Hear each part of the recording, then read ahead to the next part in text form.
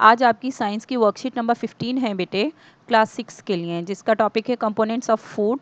इसमें हम deficiency disease के बारे में समझेंगे। डेफिशिएंसी डिजीज़, डेफिशिएंसी होता है बेटा कमी किसी चीज़ की, यानी कोई भी न्यूट्रिएंट है फूड का, उसकी कमी हो जाना। तो all the nutrients are usually not present in a single food item. हमने फूड के अंदर न्यूट्रिएंट्स को समझा था कि डिफरेंट न्यूट्रिएंट्स होते हैं जो हमें हमारी बॉडी को एनर्जी देते हैं, डिफरेंट फंक्शंस करते हैं। तो सारे न्यूट्रिएंट्स हमारी सिंगल फूड आइटम में नहीं होते बेटा, अलग अलग न्यूट्रिएंट अलग अलग फूड आइटम में होते हैं। So deficiency of a nutrient occurs when our body does not get a particular nutrient over a longer period of time.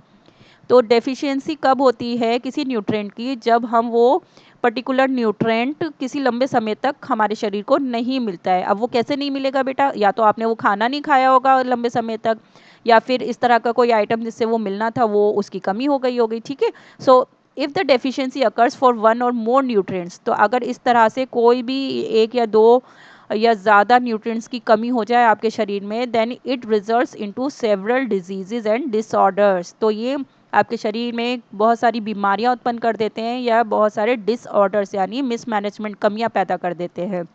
So deficiency disease हैं क्या? These are the diseases which are caused by the lack of nutrients. तो specially vitamins and minerals की हमारी body में कमी होने के कारण जो डिजीज़ पैदा होती हैं, डेवलप होती हैं, उन्हें हम बोलते हैं deficiency disease.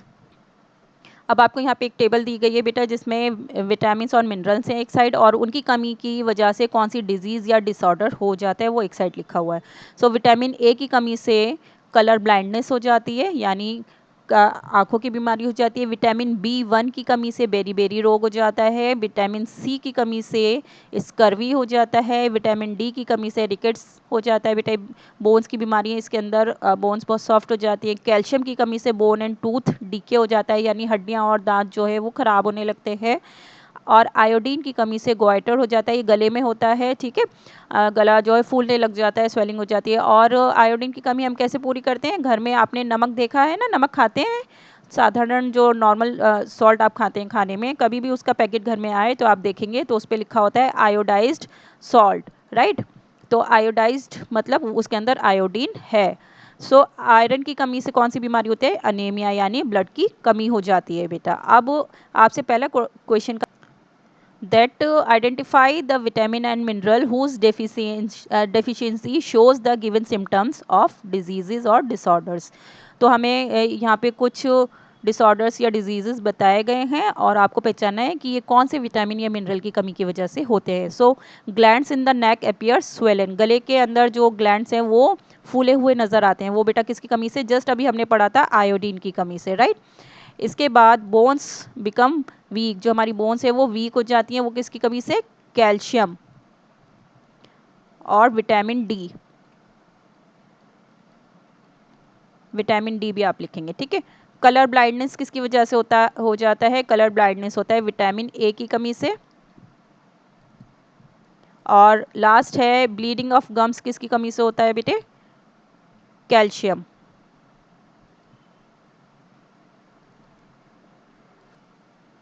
And vitamin C, इसका एक्चुअल आंसर है बेटा विटामिन सी, लेकिन कैल्शियम की कमी से जो टीथ होते हैं वो भी डीके होने लग जाते हैं। तो आप ये भी टीथ की वजह से लिखिएगा, ठीक है। सो ब्लीडिंग ऑफ गम्स जो है विटामिन सी की कमी से होते हैं। Now question number 2 is